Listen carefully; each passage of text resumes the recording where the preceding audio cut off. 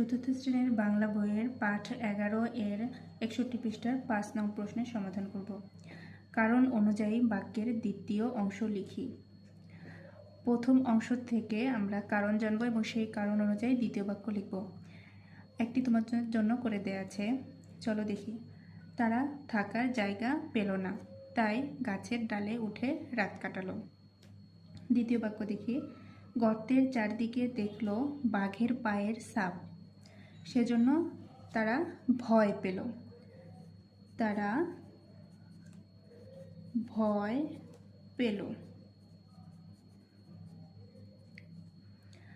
আমার খুব ঘুম পাচ্ছে, অতএব আমি কি করব? এখন ঘুমাবো। অতএব আমি এখন ঘুমাবো।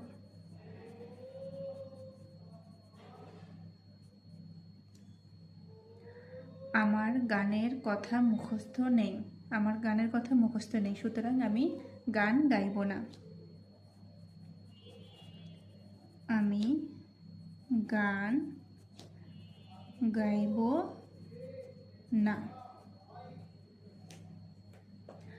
আজ বিদ্যালয়ে যেতে পারিনি, ফলে বিদ্যালয়ে না গেলে আমরা কি অনেক পড়ায় বুঝতে পাই না। তাহলে আজ বিদ্যালয়ে যেতে পারিনি, ফলে আমি অঙ্কটি বুঝিনি। আমি অঙ্ক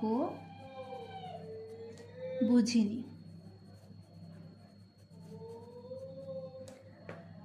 আমি আসার আগেই তুমি চলে গেলে, এ কারণে কি তোমার সাথে আমার দেখা হয়নি। এ কারণে তোমার সাথে